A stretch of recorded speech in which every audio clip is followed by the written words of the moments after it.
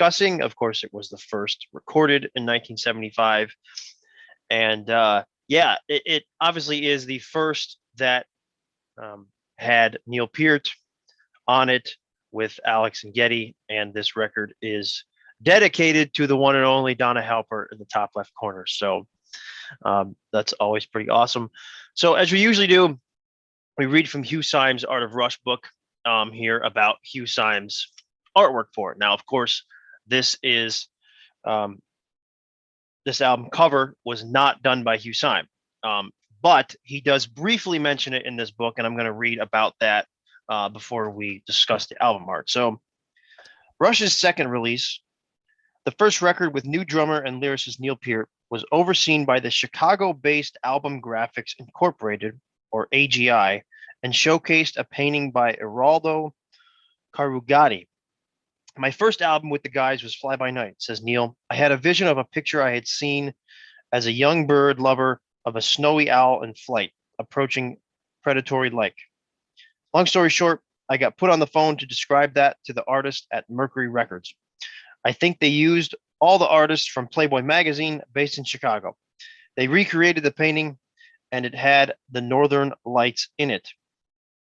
Neil's role as liaison between band and art director set a precedent, one that the drummer readily embraced.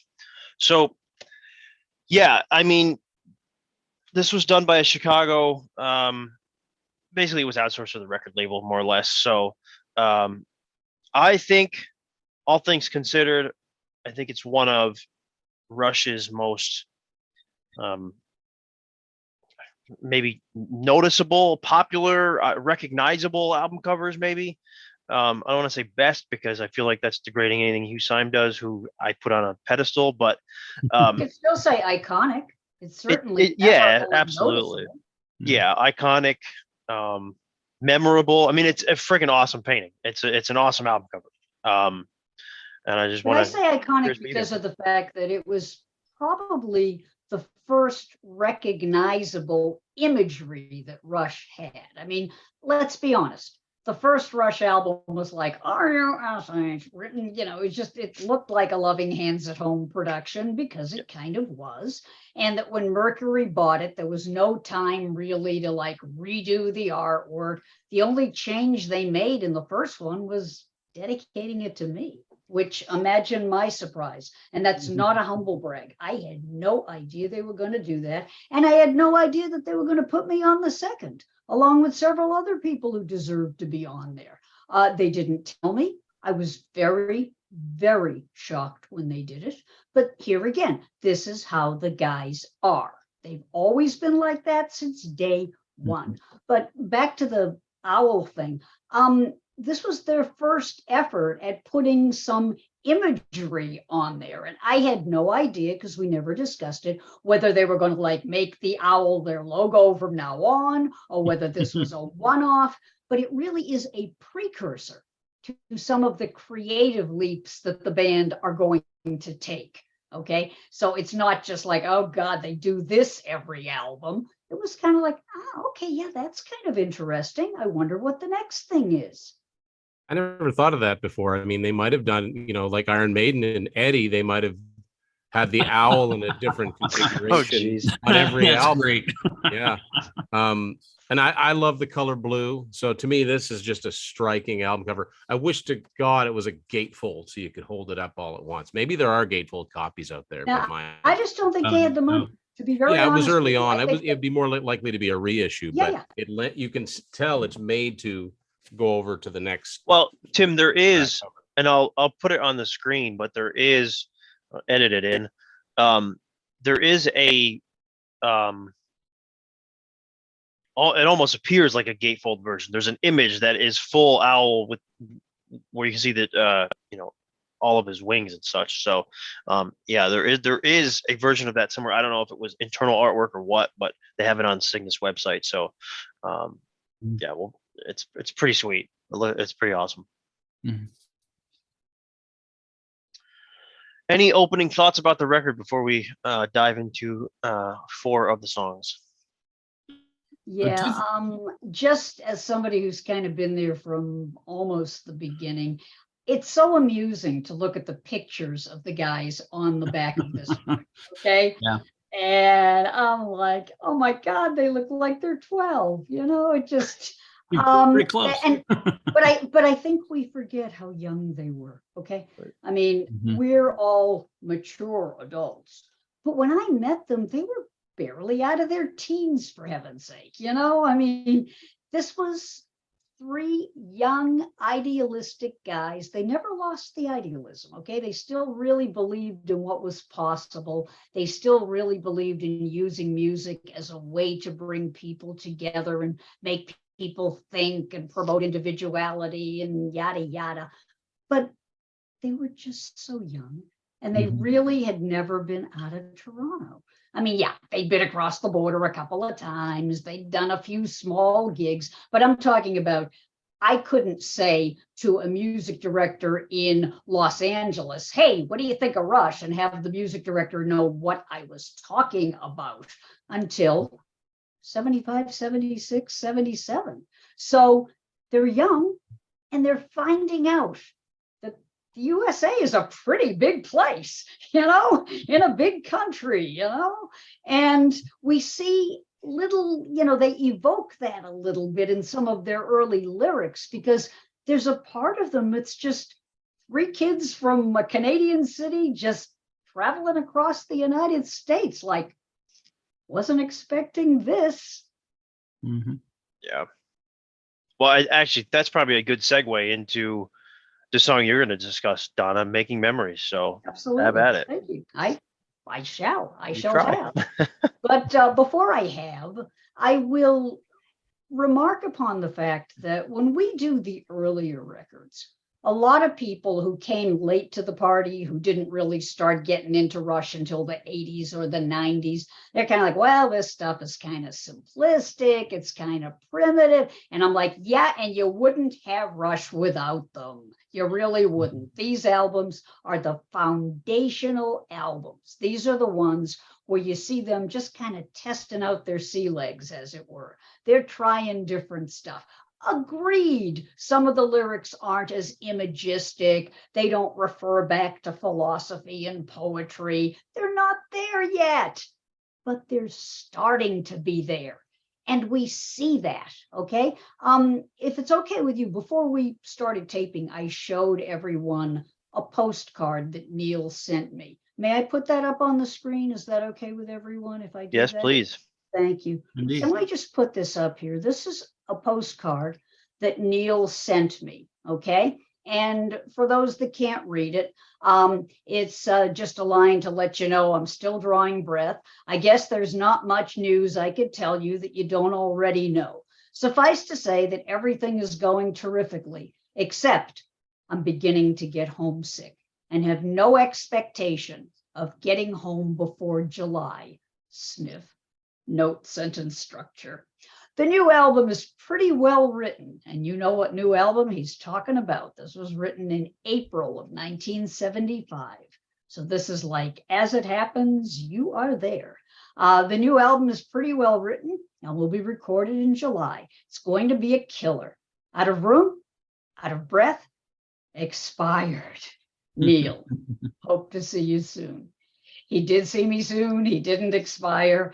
But when I teach literature, I always tell my students, if you've got something from the author, take the author's word for it. Those are their words, okay? Now, agreed, they may change their mind somewhere along the line. We've all seen people change their mind. They used to be in favor of X, and then later on they weren't. Neil used to be a big Ayn Rand fan until the day he wasn't, okay? And it happens to all of us. So when I read the lyrics to Making Memories, and they seem kind of simplistic, it's, there's a time for feeling as good as we can. The time is now. There's no stopping us. We'll just keep smiling, moving onward every day. But check it out. Try to keep our thoughts away from home. It's exactly what Neil was talking about in his own words.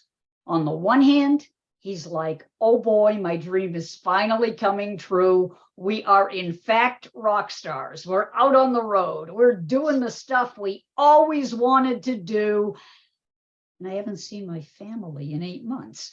I miss my parents, I miss my girlfriend.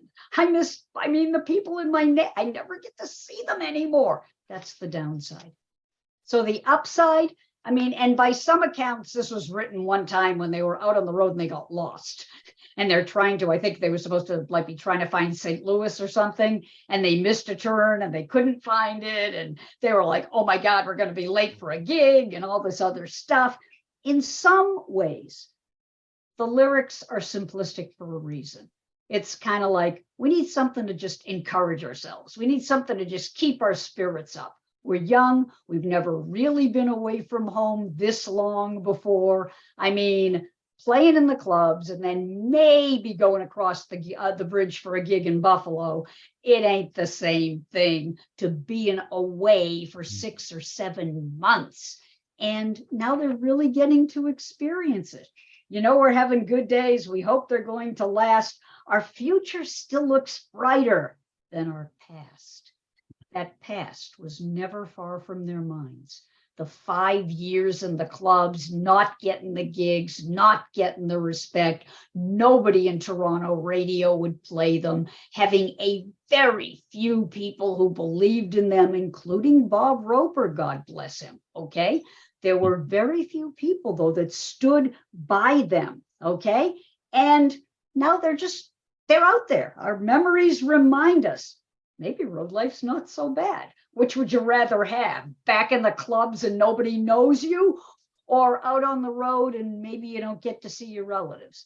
And there's a really cute little mention here of the fact that they're doing most of their travels in the States, from sea to shining sea and 100 points between, America, America, God shed his grace on thee, and crown thy good with brotherhood, from sea to shining sea.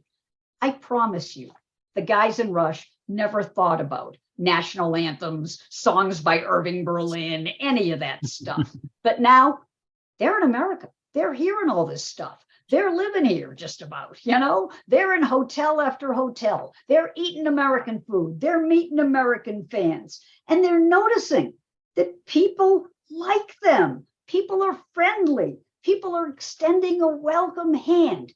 And they realize, just like there's a great Carly Simon song, Anticipation, and she sings, because stay right here, because these are the good old days. I really think of making memories as Rush understanding that, yeah, the road sometimes is tiresome, sometimes it's tedious, but you know what? Sometime we're going to look back on this, because these are the good old days. Yeah. Thinking Neil's saying that adventures suck when you're having them. Yeah.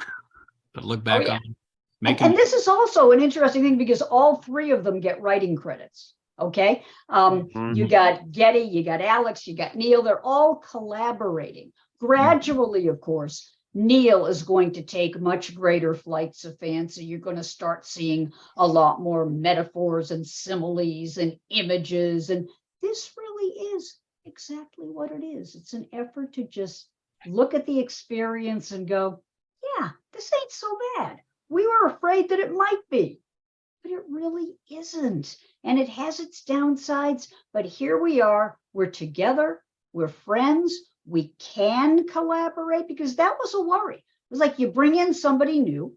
They knew Rutsey. They've known Rutsey for years. And okay, fine, Rutsey, because of his health, can't be on the band's next adventure. They bring in Neil, and I know, if you've ever hired anybody, if you've ever been hired.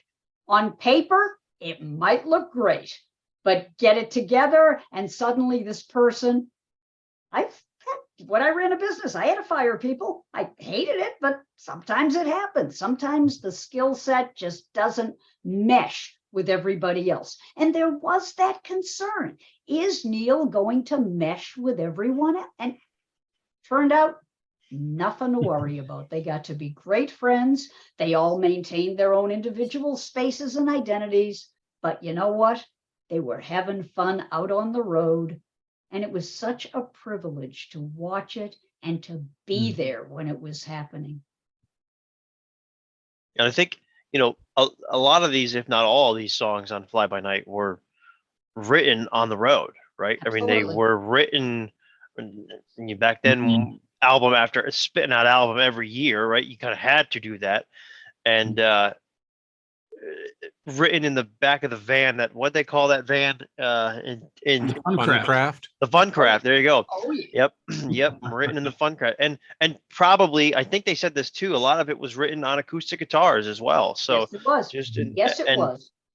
yeah. And I was going to say, I think that lends itself to, like, I listen to this song and I listen to the guitar solo in it. And of course, I'm a sucker for Alex guitar solos, but it's so different than anything else he put out. It's very, Absolutely. the word that comes to slide. mind, is like tangy. It's like, it's Yep. very, very different. There's some really interesting, if you re-listen to these, I mean, there's some really interesting songs on this record. And Yeah. I'm not just saying that like interesting, like Great a euphemism for, I'm trying to be polite. Oh, that's really interesting. No, there actually are some things, now that we have the benefit of looking at their entire body of work, there's some flashes of brilliance here. There really are. Mhm. Okay. And one other thing I want to say, and then I'll just let other people move it along. The fans. I remember very clearly being at WMMS at this time, and the fans were really concerned about what would the chemistry be of the new Rush? What would they deliver? What would they do? Everybody knew Working Man. Everybody knew, Here Again and In the Mood and Finding My Way, but nobody knew what the next step would be or what the next thing would be. And I remember fans calling us at the station and saying, have you heard anything about the new album yet? Have you heard anything about the new album yet? And I had to be honest, I hadn't heard it either. All I heard was when Neil sent me the postcard and said, you're going to like it. You're really going to like it. And I knew it was going to be okay. I just knew it was. And I think it's a great little album. Yeah, I would agree. Who we got next? It's a great first statement, that's for sure. So I'm next here. I'm going to talk. Great first statement from Neil, anyways. I'm going to talk about Beneath, Between, and Behind. This is definitely my favorite song of the first 4 records. So you've got music by Alex Lifeson and lyrics by Neil Peart. And Getty, in an interview on VH1 Classics, Hanging With, says that these lyrics were the very first that they co-wrote with Neil, or probably Neil kind of, more than co-wrote them. But so this song opens with a really hard rocking riff from Alex.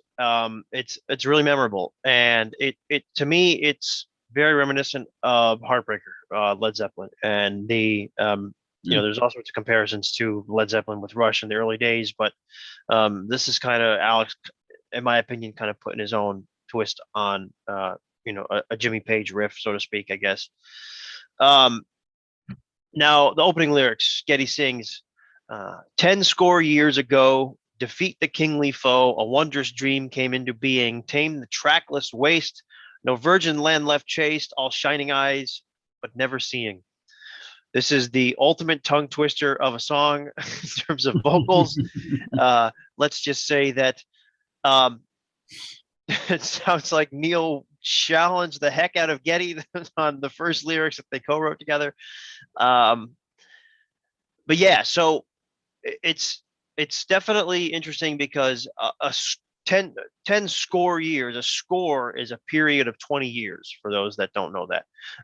So at the time that this was written in 1975, 10 score years would be 200 years prior. Okay, where does it bring you? 1775. Okay, what was signed in 1776? Tim from Canada, what was signed in 1776? Declaration of Independence. There you go. So I know stuff. yeah, I know. So yeah, this song to me is quite literally about a couple things, but primarily the birth of America and the promises of America and in turn the failures of America, and we'll get to that momentarily. Defeat the kingly foe. A wondrous dream came into being. It's this brand new country, right? It's this brand new idea, and all these things surrounding it. Tame the trackless waste, no virgin land left chase. That's barren lands and or blank slate, right? Here's what I like about this last line: all shining eyes but never seeing. It to me, it's shining eyes. You get like a twinkle in your eye. It's almost like you're really excited about something. You're really something. I guess that for lack of a term, you're just really excited about something, right? But never seeing is the negative almost at the end of this. It's like, okay, you're really excited about this, but there are negatives to come. And that happens, in my opinion, on purpose a couple times in these sets of lyrics. So into the chorus. Beneath the noble bird not being the owl on the front cover, the noble bird being the bald eagle, the bald eagle of America. Beneath the noble bird, between the proudest words, behind the beauty, cracks appear. There's the negative again at the end of this part. So you're talking, between the proudest words, behind the beauty, all these things are great, but there are cracks within it. There are cracks within this foundation, right? Once with heads held high, they sang out to the sky. Why do their shadows bow in fear? So, it's showing that America has its faults, right? And I guess, well, in 1975, 200 years later, it's showing that America does have its faults, and their shadows bowing in fear to me is, like a metaphor for like kind of what they're leaving behind isn't so great after all, if that makes sense. Yeah. Watch the cities rise, another ship arrives, Earth's melting pot and ever growing. Fantastic dreams come. This is a tongue twister just to say, by the way. Fantastic dreams come true, inventing something new. The greatest minds, and here's the negative, but never knowing. So it's all intentional, in my opinion, right? It's Neil saying there's all these great things about America, but at the end of the day, there's this underlying negative too about it. Let's see here. The chorus is repeated again. But then the guitar solo. Guitar solo is one it's very building. It's very repetitive. Not one of Alex's best, in my opinion. I'm going to say that, not one of Alex's most creative, but it certainly gets the job done in this song. The guns replace the plow. Facades are tarnished now. The principles have been betrayed. There you go, the negative at the end. The dream's gone stale, but still let hope prevail. History's debt won't be repaid. Then it goes into the chorus again.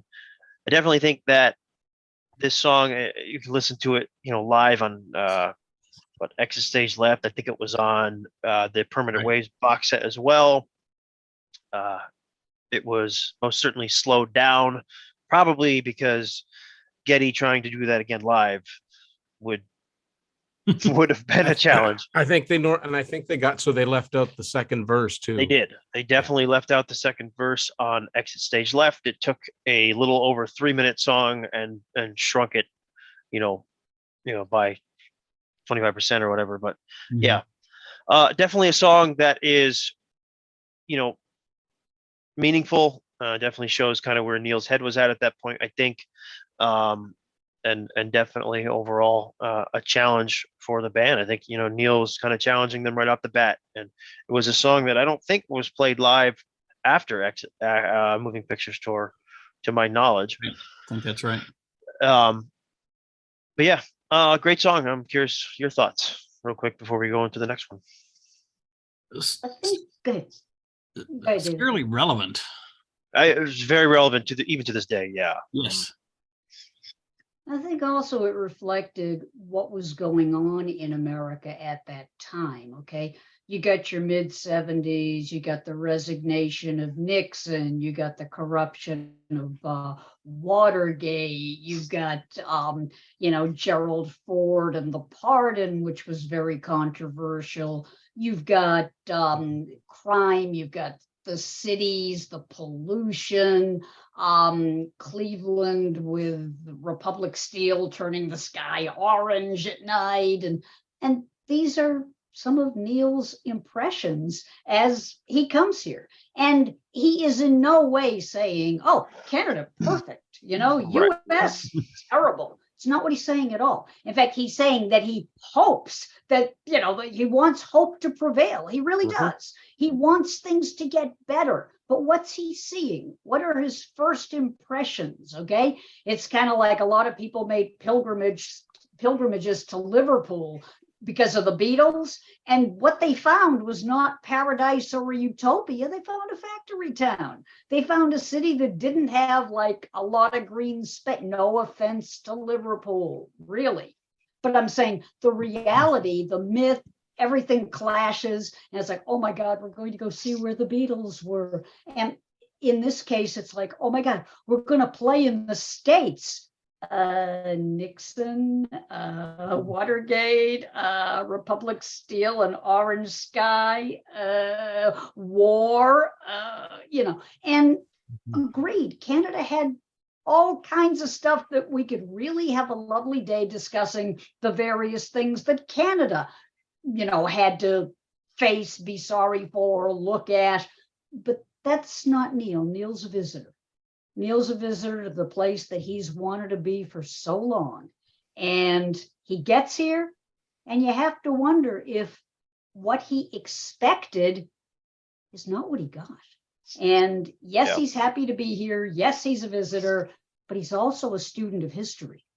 And he wants to really put America in the context. He, even as a young man, I mean, come on, he hung out at my house and borrowed my copy of King Lear and never gave it back. But seriously, he's a reader. He's a thinker. He's somebody who is trying to put everything he sees in a historical context. And I'm wondering if there isn't some element of that in this song. Yeah. It's like the phrase you hear all the time, America is the greatest country in the world. You hear that thrown around. Well, I don't disagree with it. This song and the lyrics show that it's not perfect, and I think it's very relevant today. It has its faults, Okay, so best I can, David.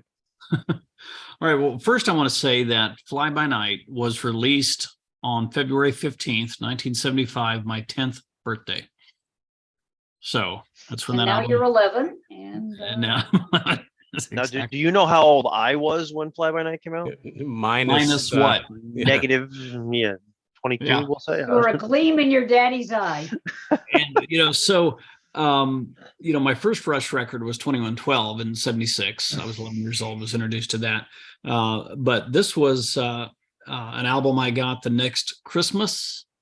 And so I've always considered Fly By Night the Rush Christmas album, with, the next month coming up, and also lots of snow on the cover. So this album always, in my mind and in my history, memory associated with Christmas. You're taking me back. I was 27. So young. Okay, I was negative 18, by the way. My math was, I don't specialize in. So, Getty was 21 years old. Okay, the song that I'm going to do Best I Can, that's my point. He gets the sole credit for that. He was 21 years old, was going to be 22 the following July. Alex was 21, Neil was 22. I'm thinking what I was doing at 21 years old, and it wasn't making music that would make memories and be so awesome. Best I Can. Yeah, here we have like an album with Beneath, Between, and Behind, By Tor and the Snow Dog, Rivendell, Anthem, but yet we have Best I Can. And I have somewhat of a fleeting memory of, it was around 77, 78, a Circus magazine that someone had reviewed Fly By Night. And Neil wrote in responding to the review very pedantic. He referred to the poison pen of the author, but he referred to Best I Can as this song that was sort of left over from pre-Neil days. Yeah. And I can't remember this. Like I said, it's just a fleeting memory that I have from a circus magazine all those years ago. But Best I Can, okay, Geddy gets the sole credit, I think, on the back of the album. He wrote the lyrics, the music. It's straightforward rock and roll, right? Alex's solo is just a great jam. Okay. But so lyrically, musically, it almost could have belonged on the first album. It was probably written around that time, could have fit on that first album very, very well. But yet it also captures Geddy's drive and restlessness, in that. And much like Making Memories, this is about this new discovery they're making of becoming rock stars and what that's like. But here's a few things that I just love about this song. In some ways, it's very, it captures the whole Rush attitude, I think. Very different than the way Neil did it in other songs, but I find kind of traces of the same sort of attitude. So what I mean, got a living that's rough, a future that's tough. You know what I mean? So this is before the fun craft, right? They're driving around in the, station wagon with, all the luggage in the back. That's, whoever gets to sleeps on the luggage. They also don't like the record companies, blankers and boasters, all the bluffers and posers. I'm into that scene. It was always about the music for them, and you can tell me that I've got no class, but look around. Let's see who's laughing last. Don't give me speeches because they're also droll. Leave me alone and let me rock and roll. That's all I wanted to do was play music. That's all the band wanted to do. And, he goes, I do the best that I can. I'm going to give it my all, give it 110%, but I am what I am. I'm not going to be what you want me to be. I'm going to do what I want to do. I was just reading Neil's book, I think it was Far and Wide, where he talked about even when they played cover songs, or even when he played cover songs in the bands he was in before Rush, they played the songs that they wanted. They didn't play the songs that people wanted them to play. They just did what they wanted to do, So he goes, I do the best that I can. I know just what I am. Then he goes, I got an itch into rock. Hate for small talk. I'm funny that way. In some ways, I think that's almost reaches forward about, 6 more years. I can't pretend a stranger's a long-awaited friend. Yeah, I got the time for small talk. Funny that way. Now, here's the line that I love so much. Got my sights on the stars. Won't get that far, but I'll try anyway. Well, it turns out they did get that far. And what I love about this is that you can say, well, I'm going to set the bar at 10 and I may only make it to 9, but that's better than setting the bar at 5 and getting to 5. So Yeah. Got my sights on the stars, won't get that far. They didn't have any expectations. They didn't know what was going to happen. I mean, again, getting Al 21, Neil 22 years old at the time. Again, they were kids, really. And so he goes, I just like to please, don't like to tease. I'm easy like that. Don't like long rests. I must confess, I'm an impatient cat. And so, think of Gad all his life with whether it's baseball or now bases or whatever. He gets obsessed with something. He can't sit still. He's always moving. So even at this young, inexperienced, naive age, how much their personalities were being formed that continued all throughout their life and is still, as much true today. Rock and rolling's a scream. Making millions my dream. Well, I do that a lot. Well, he used to dream a lot, but it turns out making millions, he probably did that a lot, right? So, it was the push, it was the drive. And this song to me just reveals, Geddy wrote it, but it's really the whole band. Just the drive that they have to do what they want to do because it makes them happy, whether anybody cares or not. And it turned out it worked out for them, and that's great. He goes, I'll just give it a try. won't let good times pass me by. We'll be making memories. Right? You know, they're all I've got. You know, they were kids just out there doing it, and they did. So it's funny, even though this is one of those songs that obviously is not, you know, mythological, symbolic Rush and, you know, ancient Greek mythology and everything else that they eventually did. It's really the same attitude. You know, you think, okay, you're going to do a deep dive on Best I Can. Really, how are you going to do that? But I think it's them. It's their personality. It's their attitude. And it's just a rockin' song. As much as I love prog rock and everything else, I like good rockin' songs. In the mid 70s, you know, Bad Company, Foghat, there are a number of bands you could mention that were just doing rockin' songs. This is one of those songs, and if good is not better than any of them. So yeah, one last thing. What's really cool, I remember being in high school and being in journalism, and, you know, we had to do the school paper. Back then, we typed it out on typewriters, and then you had to take an X-Acto knife, cut all the lines, you know, put it on this cardboard thing, and then get it printed into a paper. Ryan's going, what is that? What's that? Well, it's kind of like this, you know. Yeah.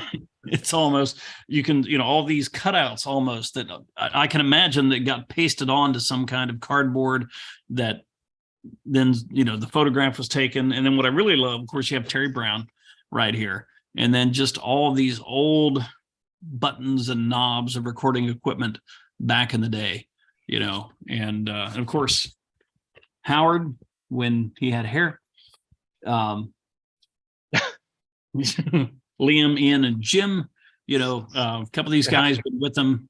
Like, how many bands put their road crew on the line in their sleeves? That's such And good. how many bands still have the same road crew, and the children of that road crew still and working consider for them years family, later.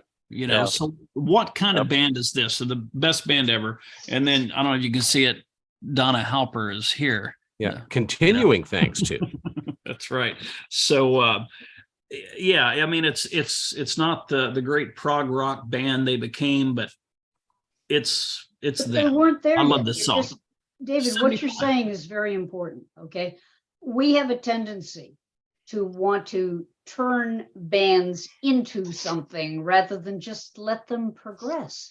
Neil had just joined the band a few months ago, and they were still blending, they were still gelling, they were still meshing, they were still, at the risk of a very bad pun, finding their way. Okay, and the truth is, they didn't have this, well, we're going to be progressive rock, damn it. You know, they still were just rock and rollers having fun out on the road. Yeah, and I mean, trying to create that image. And Geddy had grown up with Top 40. He had grown up with being told you had to do a hit single. And no, he wasn't planning on a hit single, but I'm saying that ethos, that, you know, hey, baby, I'm in the mood, you know, I'm just out there doing the best I can, you know, that's what he grew up with rock and roll being fun. And while the road was tedious at times and wore you down, those performances were also fun. And I think this song is Geddy's way of kind of just saying, hey, you know what? We're just having fun out here. It really is fun to be out here. I don't think he was trying to make a grand statement, you know, about the history of whatever. I think there wasn't a history yet. Yeah, because there was no history for all intents and purposes. This was their first album together. We don't really start seeing them creating some kind of artistic, unified artistic vision till Caress of Steel and beyond. Okay, because by then they've played with each other for a while, played together, you know, gotten familiar with each other's music. But here they're still learning what they sound like and what they can be. And they're bringing to the party what they were accustomed to bringing.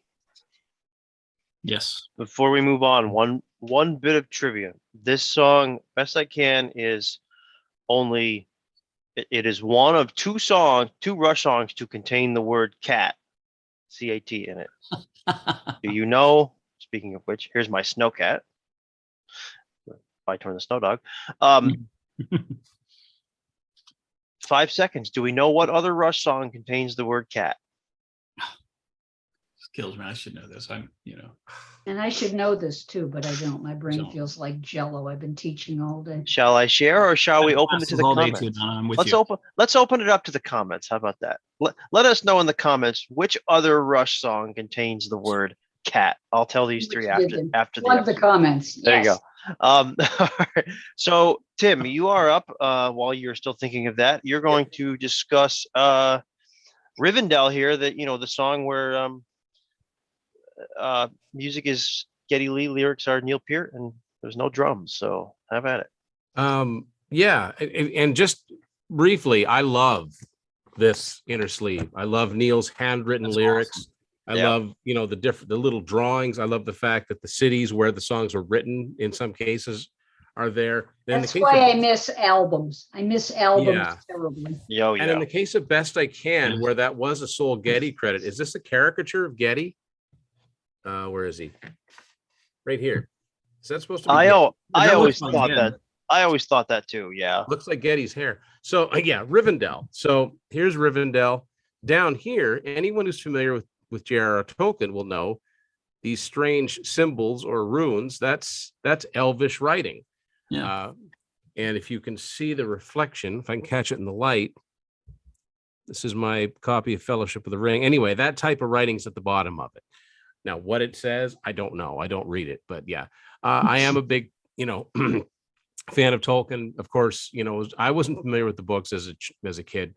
It was the Peter Jackson movies. I went back and read the books. I even like the animated movies from the late 70s, which are So kind you of don't odd. speak Elvish? I know what Lembas is, but that's about it. I was going to make the bad pun that has been made before. Elvish has left the building. Elvish. Yeah. So go ahead. But yeah, Rivendell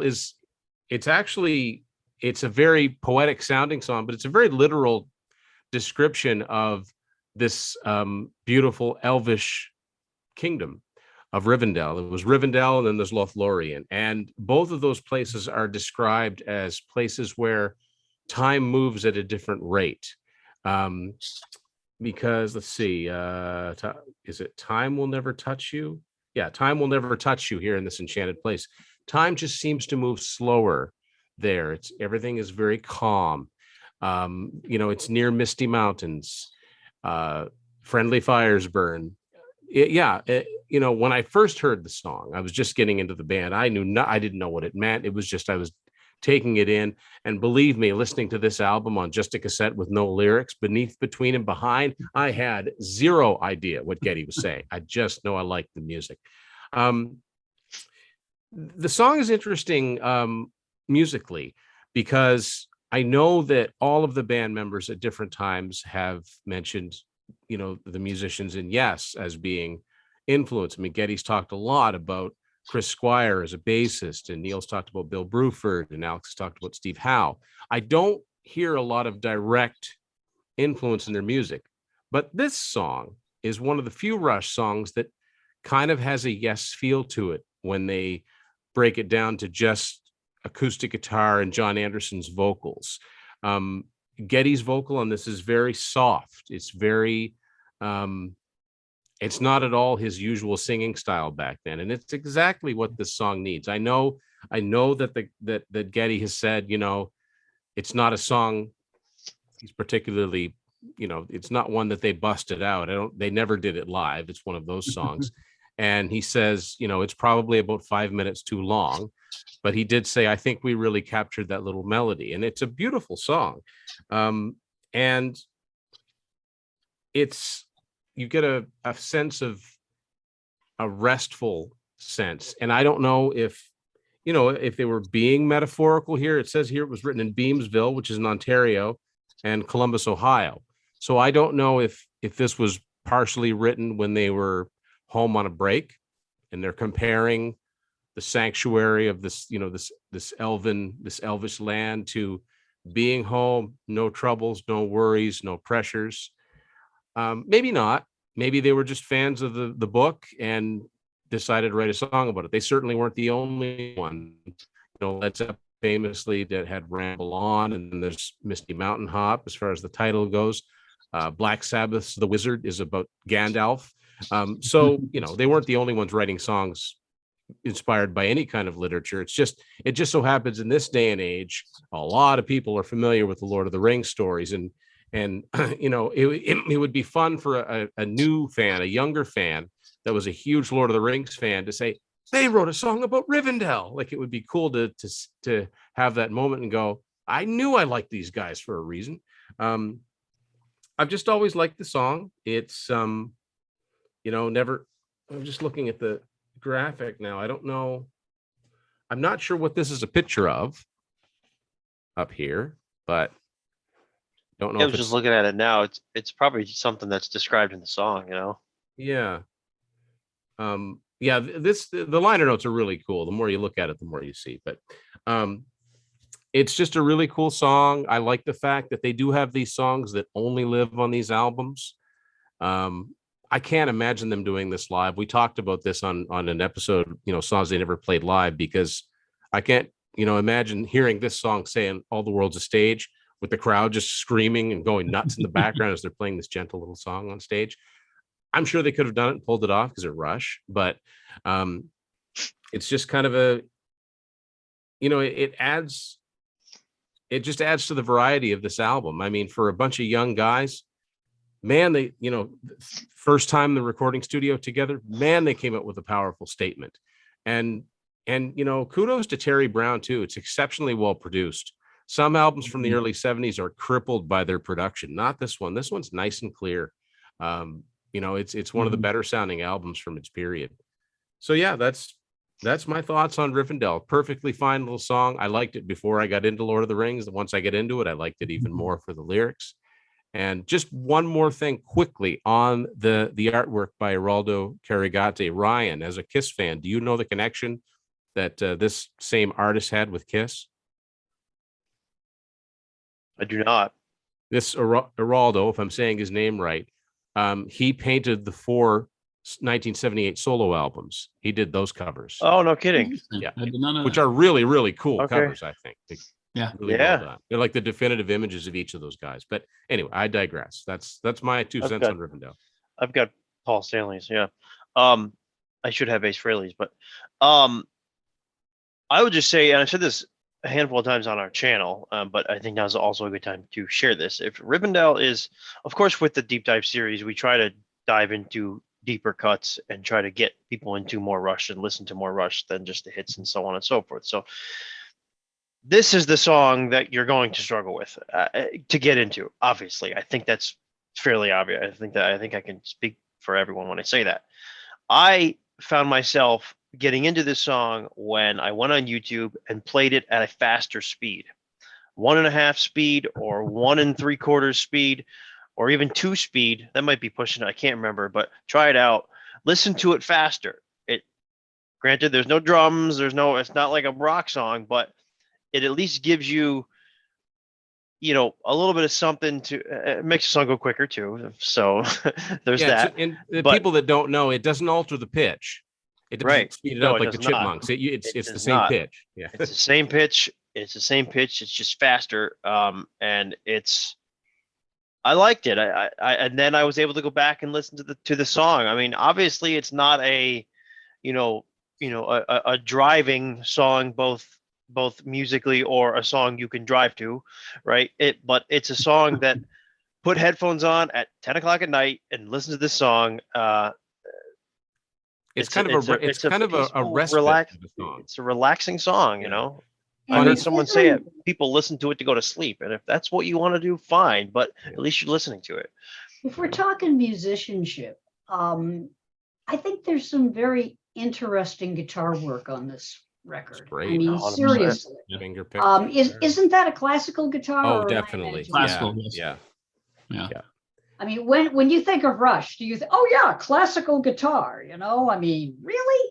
And early on, again, there's no classical guitar on that first album. Absolutely. There's But I'm just saying, guitar. they are showing the versatility. I said before, we're starting to see the flashes of brilliance that we're going to see come to more fruition in later albums. Mhm. But you're seeing stuff even on this one, even if you have to struggle with a couple of the tunes, you're still like, wow, okay, that's kind of interesting. And that's interesting, you know? Yeah. It's a funny story about when Fly By Night is actually one of the Rush albums I actually did listen to once I started collecting 8 tracks, because I had a working player at the time, and I played this one and it actually worked. And if anybody remembers what those were like, they were kind of noisy. So on Rivendell, and then in the breakdown in Bytor, after the battle happens, you're listening to this nice little melody, and you can hear the like the machine just makes so much noise. It's just funny. It's, you know, if it was the first time you heard it, you might think it's part of the song. There's also and now this is not a song that we discussed, but you know, this is the Fly By Night deep dive after all. At the end of Bytor and the Snow Dog, if you're playing this on vinyl, Right. there is, it's not Chimes. it's not on all of the copies. It's unfortunately not on mine, but the chimes at the end of Bytor and the Snow Dog, Mhm. I've heard it called endless chimes. You can go on Yeah. YouTube and you can watch someone play it, but it's chimes over and over and over, and it'll just keep spinning and spinning and spinning. And I assume it's something to do with the grooves, where it just keeps, you know, It's what they repeating call it, the but- dead wax. yeah. And Yep. anyone who's familiar with Def Leppard, their album High and Dry, the last song on that album is called No, No, No. And it ends with Joe Elliott just going, no, no, no. And that's the same thing. It goes right into the dead wax. So if you don't go over to flip your record, that will never stop doing that. Yeah. Yep. That was No, also actually, I gotta- the fear of every DJ, that the record was going to just like click, click, click, Yeah. click. I gotta check that out. I'm not 100% sure if the copy I have, I've never tried, but I gotta find out. I got an Anthem reissue. And from by late the way, 70s, there but- was on one of the Rush websites, there's a quote from Getty where he says when they were mixing the song, it was like so relaxing that it was almost literally putting them to sleep, that they were listening to it and they just like, they were In up my like a opinion, might lunch. have had a little help. I Yep. don't Could have know. been a I'm little they help. did. Back in those days, absolutely. Yeah. But Yeah. Well, we can wrap our discussion of Fly By Night there. For you know, those wondering, this, I'm sure there are people wondering what this is. This is an owl that I took from my parents' basement many years ago. My mother asked me, "What are you doing with that? Are you going to make it look like the Fly By Night album cover?" I said, "Yes." She know it you was- or what? Yeah, I painted that myself specifically for this many years ago, so that's been in my closet since we started this series. So had to bring it out for something. I I'm was gonna sure ask someone if it was the wondering model what that was. they used for that. No, that was not the model, Okay, unfortunately. yes. I wish I had that, but I do not. But yeah, let us know your thoughts on 1975's Fly By Night in the comments. You know, feel free to leave comments on some of the other songs that we did not dive into. Obviously, we only do 4 on this show, but you know, we read every comment that you know, that y'all and respond to them and respond. We've had 100%. some people giving us some feedback where they disagreed with something we said. We're fine with Yep. that. We are Absolutely. fine with it. Yep. 100%. So we got one more to go. And that is, of course, the debut album. That one will be a fun one, obviously, for you know, obvious reasons. So that will be next month. So we'll see you then. Have a nice, I guess, American Thanksgiving, and we'll talk to you next month. Take care, everybody. Bye, everybody.